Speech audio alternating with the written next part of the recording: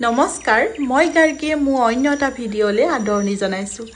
আজি শাওণ মাহৰ শেষৰটো সোমবাৰ, সেয়েহে আজি আমি যাবলৈ ওলাইছোঁ আমাৰ ঘৰৰ ওচৰতে থকা অগ্নিনাভ বাবাৰ মন্দিৰলৈ। এয়া স্কুটি লৈ আমাৰ আইদেউ মানে মোৰ মাজু ভণ্টি ৰৈ আছে। আমাৰ লগতে বাবু আৰু তৃষ্ণাও যাব, সেইবাবে আমি তেহেঁতৰ বাবে আমাৰ ঘৰৰ সন্মুখতে ৰৈ আছোঁ। তৃষ্ণাহঁতো আহি পালেহি, আমিও মন্দিৰলৈ বুলি যাবলৈ ওলালোঁ। মন্দিৰ আহি পাই গ'লোহি।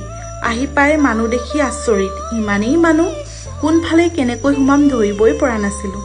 যেনে তেনে মানুহৰ ঠেলা খাই খাই আগবাঢ়ি গৈ থাকিলোঁ। শেষৰটো সোমবাৰৰ বাবে মানুহ যথেষ্ট হৈছে আজি। মন্দিৰৰ ভিতৰত ভিডিঅ' কৰা এলাও নাই বাবে নকৰিলোঁ আৰু ভিডিঅ'। চাকিত তেল ঢালি বাবা দৰ্শন কৰি সেৱা জনাই বাহিৰলৈ ওলাই আহিলোঁ।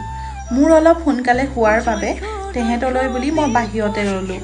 এইভাগ মন্দিৰ বৰ্তমান অস্থায়ীভাৱে এই ঠাইত স্থাপন কৰি পূজা পাতল কৰিছে, কিয়নো আগতে যি ঠাইত মন্দিৰভাগ আছিল সেই ঠাইত ডাঙৰকৈ নিৰ্মাণ কৰিছে। সঁচাই মন্দিৰলৈ আহিলে মনটো ইমানেই ভাল লাগে, নিজকে একেবাৰে পবিত্ৰ পবিত্ৰ অনুভৱ হয়। মহাদেৱে যাতে সকলোকে ভালে কুশলে ৰাখে। আমি তাত অলপ সময় ৰৈ গুচি আহিলোঁ। একো খাই নোযোৱাৰ বাবে বাটত আহি হোটেলত চাহ খাই ঘৰলৈ বুলি উভতিলোঁ। অন্য এটাৰ ভিডিঅ'ৰ সৈতে লগ পোৱা আশাৰে আজিলৈ বাই।